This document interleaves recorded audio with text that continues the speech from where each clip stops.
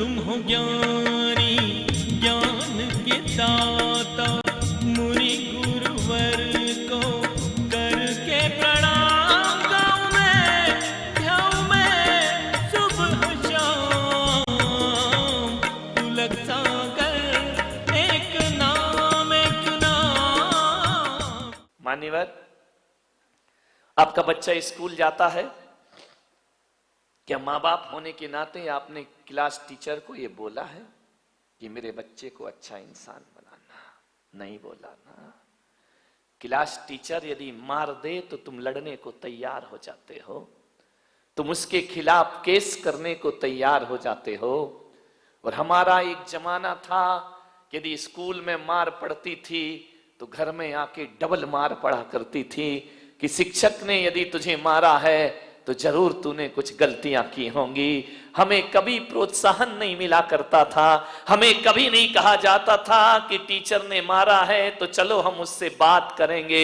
उन्होंने कहा तुमने गलत काम किया होगा इसलिए गुरु ने तुम्हारी पिटाई की। और जब हम रोते रोते घर आ जाते थे तो हमारे माता पिता कहते थे कोई बात नहीं है, गुरु ने मारा है ना, अरे मार पड़ेगी धम धम और विद्या आएगी छम छम। ध्यान रखिए बेटे, ये गुरु का डंडा नहीं है, ये तेरी बुराइयों पर किया गया प्रहार हुआ करता है। कहां गए वो संस्कार, कहां गई वो शिक्षाएं? विचार करिए। मैं ये नहीं कह रहा हूं कि स्कूलों में बच्चों को नाजायज मारना चाहिए, मैं इसके भी खिलाफ हूं मेरे भाई, ध्यान रखिए। लेकिन मैं आपसे निवेदन करता हूं, शिष्य और सीसी में जब तक डांट नहीं लगेगी, सीसी में डांट, ढक्कन, ढक्कन को डांट कहा जाता है, सीसी में भी डांट होना चाहिए और शिष्य में भी डांट होना चाहिए। शिष्य और सीसी में डांट नहीं लगेगा तो सीसी भी डूबेगी और शिष्य भी डूब जाएगा। ध्यान रखिए। मान्यवर, निवेदन करिए। क्या आपने कभी स्कूल में जाकर क्लास टीचर से कहा है? आज हर मां बाप को ये चिंता है कि मेरा बेटा एमबीए कर ले, मेरा बेटा डॉक्टर बन जाए, मेरा बेटा अच्छा वकील बन जाए, मेरा बेटा अच्छा बिजनेसमैन बन जाए। कोई मां बाप भी नहीं सोचता है कि मेरा बेटा सच्चा और अच्छा इंसान बन जाए। ध्यान रखिए, मैं आपसे कहता हूं, एक सच्चा और अच्छा इंसान 100 इंजीनियर और डॉक्टर से बढ़ करके हुआ करता है। ध्यान रखिए, यदि गलत आदमी डॉक्टर बन गया तो याद रखना वो कभी देश को, समाज की भलाई नहीं कर सकता है। गलत आदमी इंजीनियर बन गया, गलत आदमी व्यापारी बन गया, देश, समाज और परिवार को बर्बाद ही करेगा वो। ध्यान रखिए। आपसे निवेदन है, थोड़ी चिंता कर लिया करो कि मेरा बेटा अच्छा इंसान बने। आज मां बाप को वो चिंता नहीं है, लेकिन हम संतों को चिंता है। इसलिए ज्ञान गंगा महोत्सव में मैंने कहा था ना, मैं तुम्हें भगवान बनाने के लिए नहीं बुलाऊंगा, एक सच्चा और अच्छा इंसान बनाने के लिए तुम्हें यहां बुलाने का मैं प्रयास करूंगा। क्योंकि सच्चा और अच्छा इंसान भविष्य का भगवान हुआ करता है मेरे भाई। जो इंसान नहीं बन पाया वो भगवान क्या बनेगा? दुनिया से भागते फिरते हो, भगवान को तुम क्या पाओगे? ध्यान रखिए। मान्यवर, विचार करिए। अच्छा इंसान की जरूरत है इस देश को, अच्छे आदमी की जरूरत है इस देश को। तुम्हारे परिवार की खुशहाली के लिए अच्छे बेटे की जरूरत है। ध्यान रखें। पूत कपूत तो का धन संचय, पूत सपूत तो का धन संचय। यदि पूत कपूत निकल गया तो सारी दौलत को बर्बाद करके रख देगा, और पूत यदि सपूत निकल गया, 1 रुपया भी ना दो तो भी लाखों की दौलत कमा कर अपने पिता को दिखा देगा। किसके लिए सोचते हैं सब? अच्छा व्यक्ति बनाइए। मान्यवर, शिक्षकों के भरोसे जिंदगी मत काटना। ये वेतन भोगी हैं, इन्हें केवल मार्कशीट पकड़ाना है। इन्हें इससे कोई मतलब नहीं कि तुम्हारा बच्चा कैसा है, क्या करता है। वो तो कहेंगे रिजल्ट अच्छा आना चाहिए, बाकी तुम्हारा जो व्यवहार है वो तुम जानो। इस ध्यान रखना, अक्षरों का ज्ञान देना स्कूल के टीचर का काम है और अनुभव का ज्ञान देना माँ बाप का काम हुआ करता है, वो आपका दायित्व हुआ करता है। आप विचार करिए, गौर करिए अपने बच्चे पर, छोटी छोटी हरकतों पर ध्यान दीजिए। मैं आपको बता रहा हूं कि अपने बच्चों को कैसे परवरिश करना है उनकी। आप सोचिए, आप गौर करना अपने बच्चों पर, किसी के दर्द पर, किसी की पीड़ा पर तुम्हारा बच्चा हंसता तो नहीं है, तुम्हारा बच्चा उसकी मजाक तो नहीं बनाता है। यदि मजाक बनाता है रोक दीजिए उसे वहीं पर। किसी के दर्द पे मुस्कुराना मत सीखो मेरे भाई। कोई भूखा यदि तुम्हारे घर में है, यदि कोई दो बच्चे खाना खा रहे हैं, तो आप प्रवृत्ति पर ध्यान रखना, वो अपनी रोटी उसे देता है या नहीं देता है। यदि नहीं देता है तो आज से तुम्हें उसे अच्छे संस्कार देने का प्रयास करना पड़ेगा।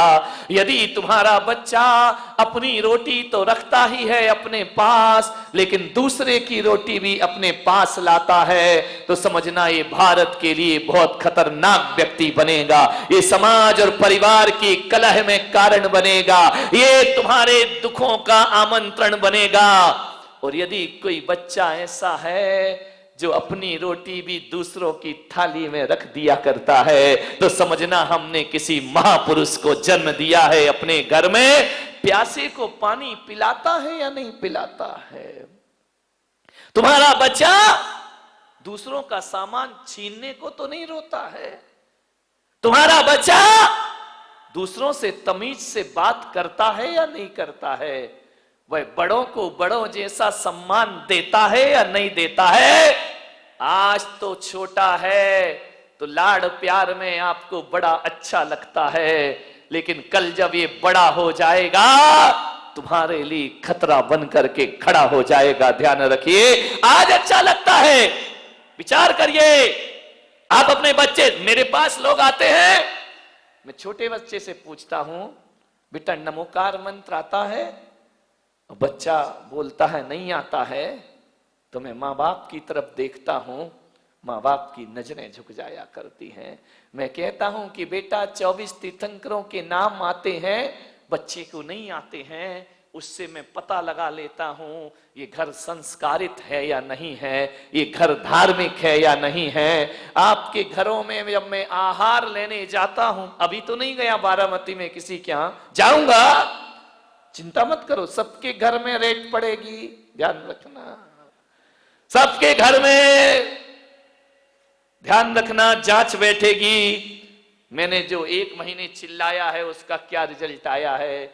जब मैं आहार लेने के लिए तुम्हारे घर जाता हूं और देखता हूं कि जूता कहीं पड़ा है, बैग कहीं पड़ा है, बच्चे की यूनिफॉर्म कहीं पड़ी है, बाप के बिस्तरों में सलवटें पड़ी हैं, मैं समझ जाता हूं ये घर संस्कारित नहीं है। और आपका घर यदि व्यवस्थित जमा हुआ है तो मैं समझ जाता हूं कि माँ बाप के अंदर संस्कार है और इनकी औलाद भी संस्कारित, पता लग जाता है। ध्यान रखना, शिखर से पता चलता है समाज कितनी धार्मिक है, और घरों से पता चलता है ये परिवार कितना संस्कारित है और कितना सभ्यता वाला है। 1 गिलास पानी मंगाओ, बच्चा गिलास लाए और 2 उंगली गिलास के अंदर हो, समझना संस्कारित घर नहीं है। ध्यान रखिए, मेहमान आए बच्चे भाग जाए, उनका अभिवादन ना करें तो संस्कारित घर नहीं है। ध्यान रखिए, आपकी पूजा पाठ से मैं पता कर लेता हूं।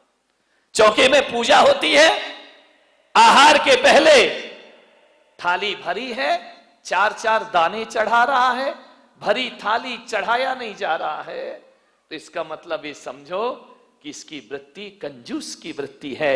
ये आदमी उदार भावों से पूजा नहीं करता है, ये आस्था भाव से पूजा नहीं करता है। चरण प्रक्षालन करते हो, जग भर के पानी लाते हो, 2 बूंद डालते हो, जग वापस ले, क्यों वापस ले जा रहे भाई? नल नहीं आ रहे क्या तुम्हारे यहाँ, या सूखा पड़ा है या पानी नहीं है?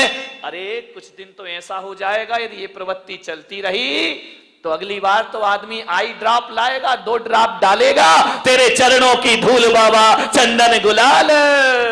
ये प्रवृत्तियां हैं। आहार में आपकी प्रवृत्ति देखी जाती है, ध्यान रखना। आप गिलास किस स्टाइल से दे रहे हैं, आप दाल कैसे दे रहे हैं, आप सब्जी कैसे दे रहे हैं, ध्यान रखना। कंजूसों के हाथ से छूटता नहीं है, और जो उदार होता है वो उदार वृत्ति से महाराज और ग्रहण करिए और ली।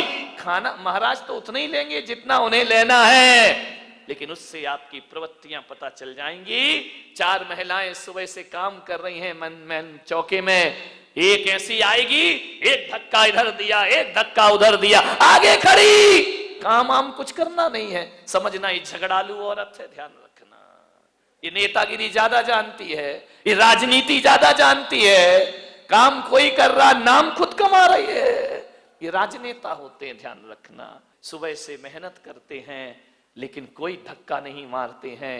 कोई आहार देता है तो आइए आप दीजिए, हम बाद में दे लेंगे, समझना वो संस्कारित आदमी है, वो सभ्यता वाला घर हुआ करता है। ध्यान रखिए, मान्यवर, सोचना है आपको, विचार करना है आपको। आपकी इन क्रियाओं से आपके संस्कारों का पता चलता है। ध्यान रखिए, आप कैसे घर के हैं, आपकी मान मर्यादाएं कैसी हैं।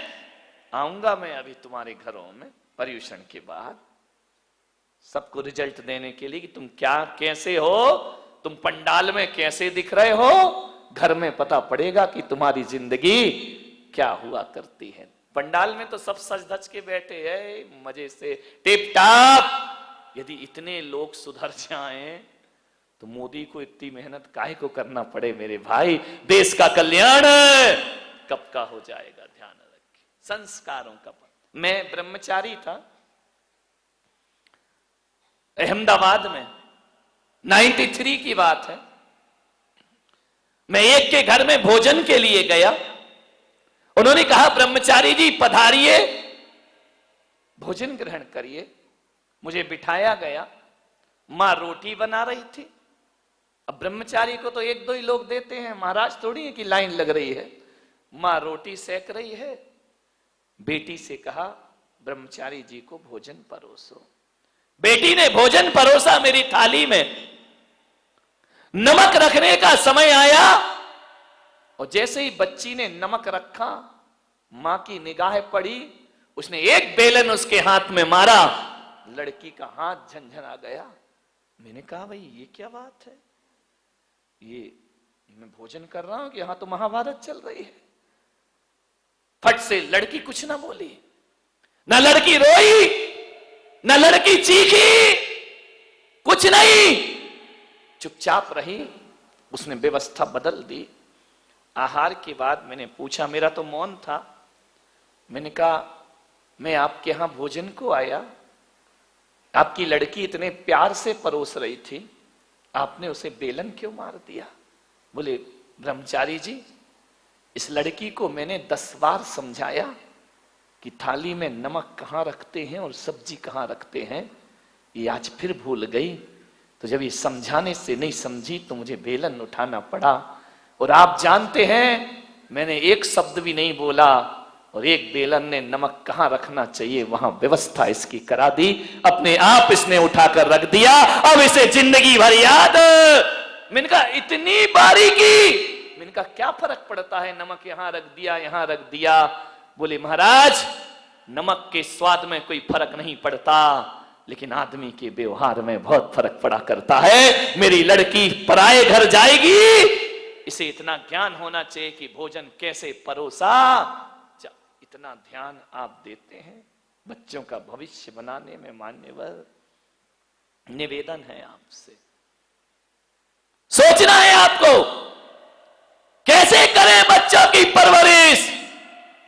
एक लड़की की शादी होना थी, अमीर आदमी, करोड़पति, अरबपति, किसी पैसे की कमी नहीं, 20 नौकर चाकर जिसके घर में, एक करोड़पति के घर में एक आदमी अपने लड़के के लिए लड़की देखने गया।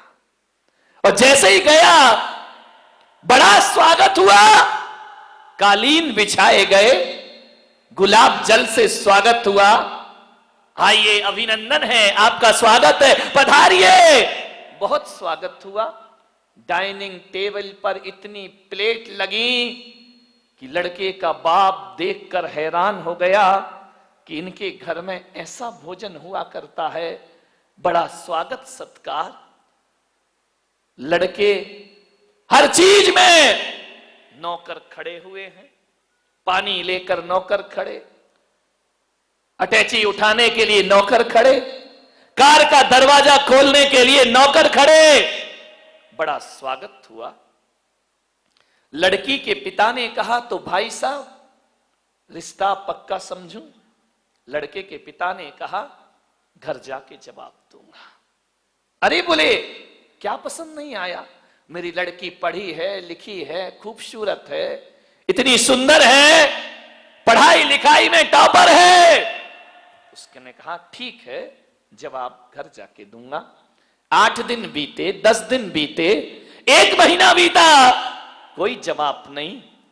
लड़की के पिता का फोन गया, भाई साहब आपने कुछ जवाब नहीं दिया, हां या ना में जवाब दो, क्या कमी है मेरे घर में? लड़के के पिता ने कहा कि भाई साहब मुझे क्षमा करना, यदि मैंने महीने भर जवाब नहीं दिया तो इसका मतलब है मैं तुम्हारे घर में रिश्ता नहीं करना चाहता हूं, लेकिन जब आप मजबूर कर रहे हैं तो मैं कहता हूं कि ये रिश्ता मुझे मंजूर नहीं है। अरे क्या कमी रह गई? मेरी लड़की पढ़ी लिखी है। बोले बेशक कोई दिक्कत की बात नहीं है, मेरी लड़की, बोले आपकी लड़की बहुत सुंदर है। सुंदरता तो बहुत है उस लड़की में, मेरे घर में पैसों की कमी नहीं, कितना पैसा चाहिए आपको? लड़के के पिता ने कहा मैं अपने बेटे को बेचता नहीं हूं पैसों में, मेरा बेटा बड़ा योग्य है, सुशील है, और रही दौलत की बात तो दौलत की कमी तो मेरे घर में भी नहीं है। यदि ये करोड़पति के घर रिश्ता लेके पहुंचा था तो मैं कोई खाकपति तो नहीं होऊंगा ना मेरे भाई, मेरे पास भी पैसा है। तो उसने कहा भाई साहब जरा ये बता दो ऐसी कौन सी बात है जिससे आप शादी नहीं कर रहे? बोले बस एक बात मेरे सीने में चुभी है, इसलिए मैं तुम्हारी बेटी से शादी अपने लड़के की नहीं करूंगा। बोले कौन सी बात चुभी है? बोले जहां पानी भी नौकरों के द्वारा परोसा जाता हो, जहां भोजन भी नौकरों के द्वारा परोसा जाता हो। प्रसारण पुण्यार्जक परिवार जिन शरणम तीर्थ धाम के परम संरक्षक संघपति श्री प्रदीप मामा, प्रतिभा मामी, भोपाल। गुरु तुम हो ज्ञानी, ज्ञान के दाता।